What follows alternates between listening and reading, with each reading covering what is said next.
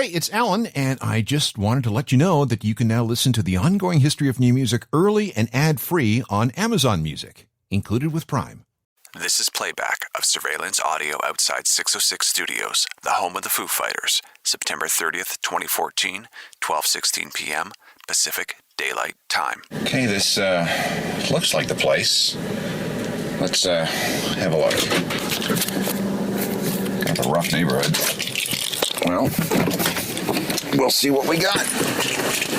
God, I wonder where the hell we are. It's the middle of nowhere. The place looks like a fortress. Better lock the car. Oh, okay, better lock the rental. There we go. And here we are, 606 Studios. Someplace in Northridge, California. Oh, the gate's sliding back for me. They must be expecting me. Let's go inside. Anybody? Any trouble? No, easy. Okay, we're in. We're inside the Foo Fighters. This is the ongoing history of new music, the podcast edition with Alan Cross.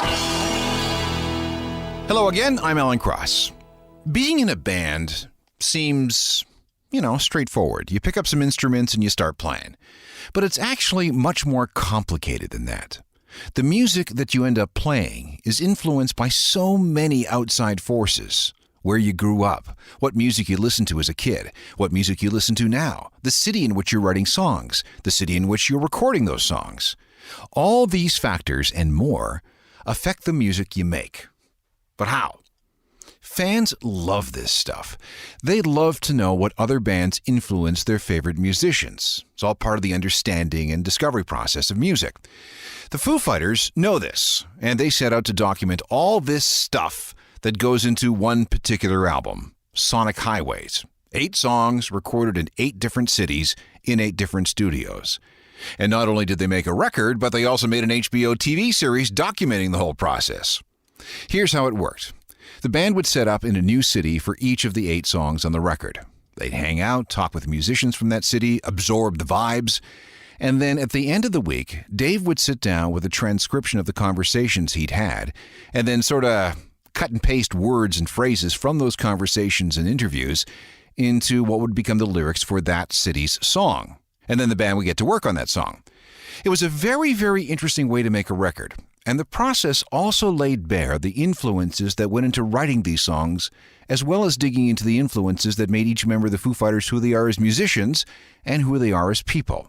Now, I had a chance to talk to the whole band about all the different things that make the Foo Fighters the Foo Fighters. Where's Nate Mendel? Nate! All right, this is a difficult interview because... Already? Well, it is, and here's why. You guys are Language. All right. Because normally we would just sit down and we'd talk about a record and how the record was made, and you guys are going to go out on tour. No, we have to talk about the making of the record, which is an HBO show that's going to run over 8 weeks, plus the record itself, plus everything that's going to come after it. So I was sitting around in the hotel room last night, kind of sweating, thinking, how the hell am I going to talk to you guys, and what am I going to talk to you about? Because there's just so much going on. Well, work it out, dude. Let's keep it simple.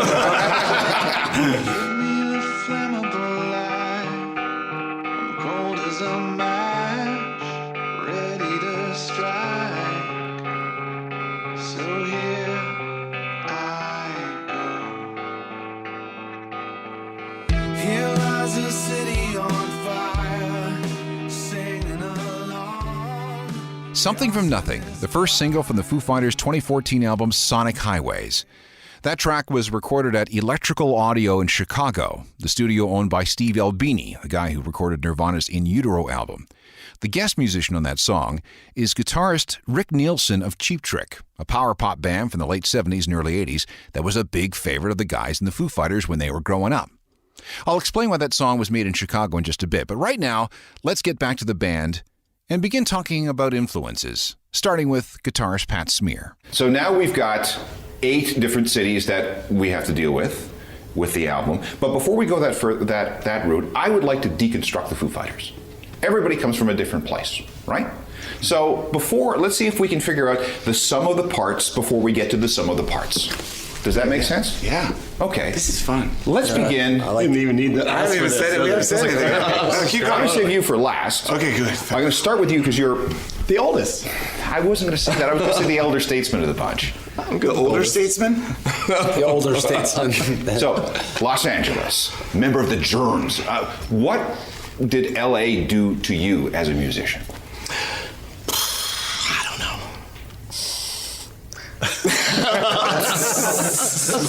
Okay, we got that. Okay, that's good. It's better Okay. when you just talk. You're a way better interviewer. I thought you were going to tell me. I thought you were going to ask me. I want. What are okay. we paying you for? So you grew up in LA, you become involved in the punk scene, and the whole mass club, and the whole thing, right? Okay, what were you listening? What made you want to be a punk rocker? What was I listening to? I was listening to Yes. I was listening to Queen and Alice Cooper and David Bowie. Okay, that doesn't fit the narrative. And the Runaways. Getting No, that's closer wrong. here. So, and you end up in the Germs? I happened to make a decision to be a musician at the same time that punk rock also was happening. So it just, because I was in a band who didn't know how to play, and we still wanted to play, there was a scene that was open to people like us. So who were you? You were listening to these prog bands, these mainstream rock bands. Because there was no punk rock to listen to. Oh, okay. But did you get some, Sex Pistols coming your way, or Yeah. Ramones or anything like that? But as soon as that stuff came in, we got it. But we thought, if you ever listen to the first Germs recording, which is our first proper show, which is on the thing who called Germicide, we think we sound like Alice Cooper. I challenge you to go listen to it and tell me what you think. Find we an sound Alice like. Cooper element. But that's what we thought we sounded like. We just thought we sounded like Alice Cooper. As we got better, we got faster, it became punk rock.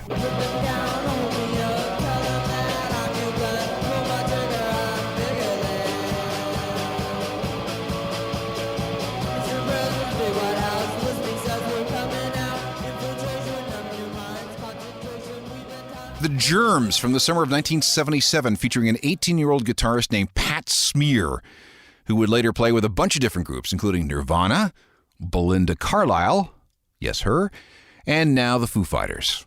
All right, let's move on to guitarist Chris Shiflett. I grew up in Santa Barbara, about an hour and change. The mean streets of Santa Barbara, baby. Okay. Which was a great place to grow up. And I didn't realize it at the time because, like anybody else, you think, oh, my hometown's totally boring and lame. But we had a great music scene. Everybody played music every weekend. There were keg parties with bands. There was a little barn we used to rent out in Isla Vista, and we'd go play there. And everybody knew each other's music all the time. Plus, it was close enough to LA that I could come down here for shows.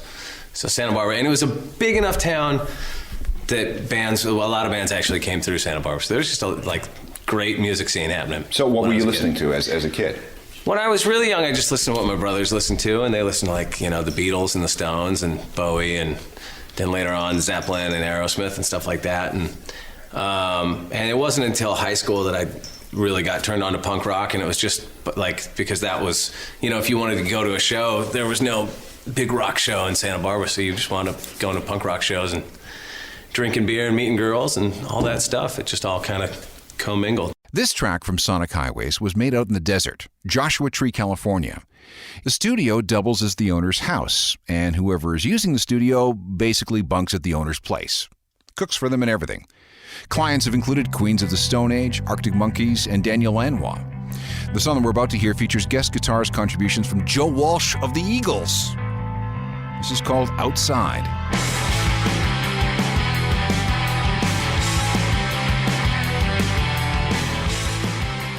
The Foo Fighters and Outside from the 2014 album Sonic Highways. When we come back, more digging into the Foo Fighters, including the story of that person who did more to influence Dave Grohl's choice of music than any other in the universe. You're listening to The Ongoing History of New Music, the podcast edition with Alan Cross.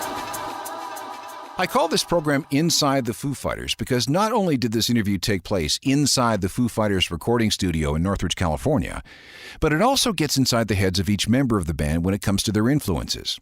Remember how the first single from the Sonic Highways album was recorded in Chicago? What's the connection there? Well, Dave Grohl has the story. Punk rock is like folk music, where it's the scene that everybody gravitates to because it's all about what people are talking about. and they're concerned about, right? Well, also, I think there was a simplicity in punk rock that people gravitated towards. Because when you're a kid, like, you've got a poster of Jimmy Page or Peter Frampton or, you know, some guitar virtuoso god on your wall in your bedroom, and you sit there with your nylon string guitar and your little songbook, and you just think, well, I just can't do it. Like, I can't be a musician because I can't do what those people do. And then you hear a Ramones song, and it's 3 chords, and you can do that, and then you have friends that might not play drums like Buddy Rich, but they can play drums like the guy from the Sex Pistols, or because it's so simple, it becomes available to you. Like, oh, cool, well, I could start a band if we do it like this, and then that's, I think, where kids get into it. And it is like folk music in that you have these kids writing about things that are important to them. You're not going to have a kid in Springfield, Virginia writing songs about Jack Daniels and mud wrestlers and limousines. You're going to be writing about what's going on in your neighborhood or your home. And in that, like folk music, it's kind of like reporting, you know, like you're writing about things that really happen to you. Yeah, I mean, when I was young, I was the same. I listened to the Beatles and Stones and Zeppelin and classic rock stuff. And then I went, when I was about 13 years old, I went to visit a relative in Chicago, and my cousin Tracy had just turned into a punk rocker, and she said, hey, I'm going out tonight, do you want to see a band? And I had never seen a band live on stage before. And I thought, are we going to like a concert or an arena? And we went to this little dingy club called the Cubby Bear across from Wrigley Field. And the room was half the size of this room, and this punk band played, and it just completely changed my life because there was so much energy in that small space, and it was loud, and the music was so raw that, you know, it made a huge impression on me. Like, yeah, I don't know if I want to be the guy on the poster anymore. I want to be the guy in Naked Ray Gun. I want to be the guy in that band, you know. And that became my goal in life, was to be that guy in that band. Not that guy, but that guy. If you've never heard Naked Ray Gun, and I wouldn't be surprised if you haven't, this would be the time to do it. This is from a 1985 album entitled Throb Throb. It's Rat Patrol.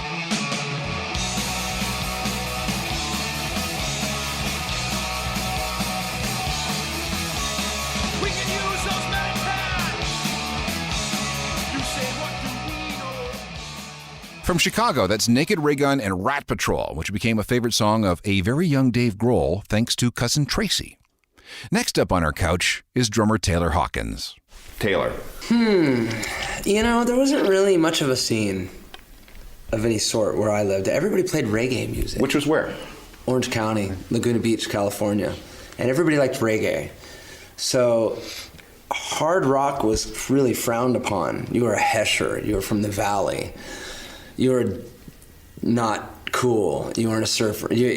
Surfer. That's so weird. It is what it is, you know. So my punk rock became Rush and Queen and stuff because I had to hide those records from my brother and his friends and if stuff he like that. didn't listen to Level 42, he'd get his ass kicked. It's not Level 42.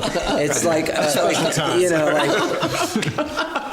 like the 80s new wave and stuff, which actually I love all that stuff. And I liked all that, but I also liked, you know, Rush and Queen and stuff because I did want to be the guy on the poster. I did, you know, I mean, so I mean, there wasn't really much, so my bands were I didn't really have, I had bands kind of, but like, you know, there were more bands that just played in garages that rarely ever played. I played in a cover band for a while, sort of. That's when I realized you could actually make money playing music. I played a wedding, and we didn't get paid, and my mom went down to the people, the guy that worked, where the guy worked, and we got our money. Amazing. So yeah. Mom got your money? Yeah, my mom got our money for us. But that was the first time I got paid to play music. I remember. So I figured at best, you know. And LA was kind of close, you know, but it seemed so far away, you know. And it wasn't until when I got in high school I heard Jane's Addiction. And it was funny because up until then, all I was listening to was music from 5 or 10 years before. Queen and Police and whatever, all that sort of classic rock and early new wave stuff or whatever. And then when I heard Jane's Addiction, because it was all Warrant and all that kind of crap, you know, like whatever they call hair metal now, which was just like blah music, you know. And then I heard Jane's Addiction, and it was like dudes that could play, like the dudes in the poster, but they were a mess, and they were disgusting, and they were awesome, and they were scary. And I just became a complete, like, disciple of them. Same story. I mean, it's just that Jane's is your punk rock. Yeah, I guess so. I guess story. I mean, I went to John Anson Ford Theater. They did 7 nights up here in LA, and I was just like, hey, Perry Farrell came out on stage with green dreadlocks and a woman's hat on, and he told the first guy in the front row to the second he came out on stage. I was like, these guys are crazy. They're the best at that time for me. So, If you're going to travel across the U.S. making records, you have to use a studio in Nashville. I mean, that just goes without saying. This next track was made at a place called Southern Ground Studios. It's called Congregation.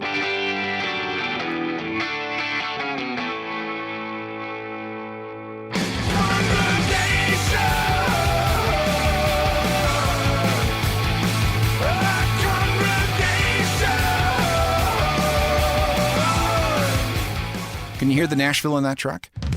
Congregation from the 2014 Foo Fighters travelogue record, Sonic Highways. The last guy to spill his guts on his influences is bass player Nate Mendel. All right, last guy on the list. Where did you grow up? Eastern Washington State. Okay. It's a tiny little town out in the desert. What was it called? Kennewick. Okay. Yeah. And there was really no music happening there. And me and my friends got into punk rock. And why? That's a good question. I don't know, because everything else was around and much more popular. And, you know, you're a band of like misfits, and it's just, you see the world in a slightly different way. And So we were drawn to it. What records were you and your friends buying? Well, the one that where I understood what hardcore, we call it hardcore at the time, was about was Black Flag's Damaged. You know, I didn't understand it, and like halfway through it, I'd put it on for some reason, and then it clicked. Like, just the energy of it, and the aggression and the weirdness. I loved it. And then I've got like the least depth of musical knowledge of anybody here, because I didn't have the older brothers or get into like the bands that could play. Like, I only cared about hardcore for about 10 years, like those formative 10 years. Wow. Yeah, so Taylor still turns me on to bands, you know, like I listen to Boston now because he's like, you should listen to Boston, they're good. I have to ask about, being Canadian, I have to ask about Rush. You guys got to induct them into the Rock and Roll Hall of Fame, finally. I grew up on Rush. They were on my wall. Neil Peart was my guy on the wall. Tell me about them and what you felt about them. I remember I had another cousin, give me 2112. Maybe when I remember I was in 3rd grade. And up until that point, it had pretty much only been the Beatles and AM radio for me. And I heard 2112, and it was the first time I'd ever heard music like that, but also the first time I'd ever heard a band where the drums were so featured, you know. And I wasn't playing the drums yet, but I was playing guitar. And my cousin, at the end of that, and it just smelled like incense, and it had like weed in the cracks and seeds in the thing, and he's like, yeah, man, take it home. And I remember taking it home, but I was afraid to show my friends this new record because of those kimonos they were wearing and the like crazy camel toe that Alex Lifeson had, like, and then Geddy Lee's voice. I was kind of afraid to tell my friends that I was into this, you know, but I listened to it all the time. And to this day, I still rip off Alex Lifeson's guitar playing in a lot of Foo Fighters songs. Yeah, that's what's funny about this band. A lot of like anything weird that I do on the drums is usually ripped off from a Rush record, like any crazy fill. And a lot of your open, they're kind of a big part of our sound. Like we have songs like Winnebago was one. Winnebago's the and times like these sounds kind of times like these, like all of those sustained notes that sort of ring through riff pattern. I got that from listening to Rush. Sorry guys, thanks for everything. Yeah. Thanks for the drum fills and the open guitar chords. Sure. And then Pat's vocal style is actually like Geddy Lee, but Pat doesn't sing anymore. So. The same thing. And Nate's love of kimonos comes from, you know. And Chris still plays Dungeons and Dragons, actually. That's right. So. And sometimes I stand naked in front of a giant just for fun. Another influence that we can't ignore is DC hardcore. Dave Grohl grew up next door in Virginia, and DC hardcore basically gave him a reason to live. The second episode in the Sonic Highways HBO series talks all about this. Naturally, something from the album had to come out of Washington, so the Foo set up at Inner Ear Studios, a place that's in its third decade. So many of his heroes, so many of the bands he loved as a kid, made records at Inner Ear Studios. One of those bands is the Bad Brains, and Dave Grohl had to have this legendary DC band and one of his all-time favorites on at least one song. And this is it. It's called Feast or Famine. That night they were burning for truth. Down on the corner of 14th and U. They took your soul and they took it for fools. Took all the widows and prison to schools. The Foo Fighters from Sonic Highways and The Feast and the Famine, recorded in Arlington, Virginia, very close to where Dave Grohl grew up, and featuring the Bad Brains as guest musicians. Back in a sec with more discussion of all the influences that make up the Foo Fighters. Hold on. Now, back to the ongoing history of new music, the podcast edition with Alan Cross. Let's get back to my talk with all 5 members of the Foo Fighters inside the big room at 606 Studios, north of Los Angeles. I've seen you guys, I don't know how many times, and there has never been a time where I've looked at you and thought to myself, there are 5 guys on stage having more fun than anybody should ever be allowed to have. I mean, the joy that comes off the stage from you guys at every single gig about, isn't this great? Isn't this awesome what we get to do for a living? It's unbelievable. Well, why shouldn't it is. be? Well, it's a pretty good way I to mean, make a you know, living. if we get paid tons of money to go play rock and roll. Is that a bummer? No, it's Just not. break it down, Hawkins. Hawkins broke it down. That's the simplest terms. I mean, there's all sorts of little things happening all the time, but basically, when you come down to it, yeah, we're really lucky. Let's try and dissect one more song. There was no way the Sonic Highways album could not feature a song written and recorded in Seattle. The Foos used Robert Lang Studios, a place north of the city that was a favorite spot for Alice in Chains. It's where the very first Foo Fighters record was made, and it's also the studio where Nirvana recorded You Know You're Right, their last ever completed song. The local guest for this track was Ben Gibbard of Death Cab for Cutie. Interesting. It's called Subterranean.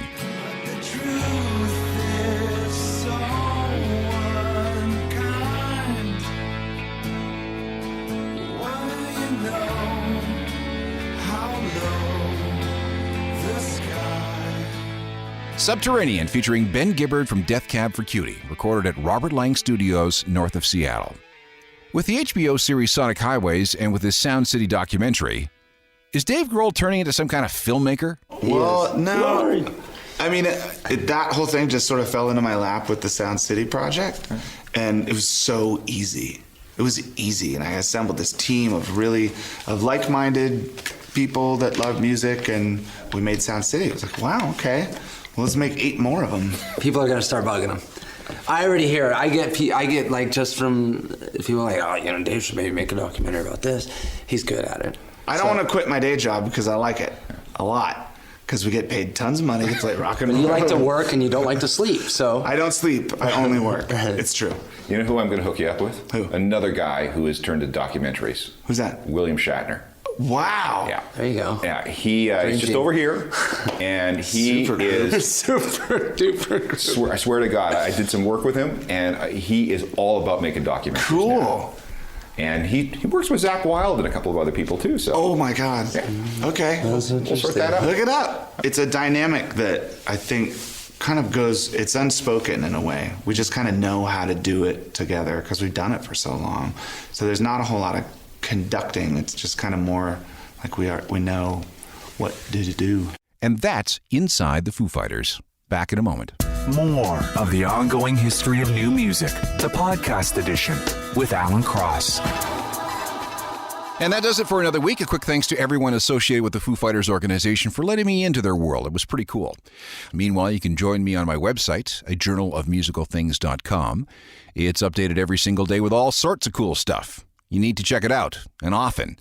And you should subscribe to the newsletter. It's free, and it'll never come with any spam.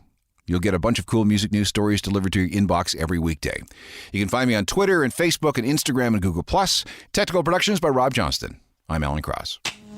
You've been listening to The Ongoing History of New Music, the podcast edition with Alan Cross. Subscribe to the podcast at iTunes and through Google Play.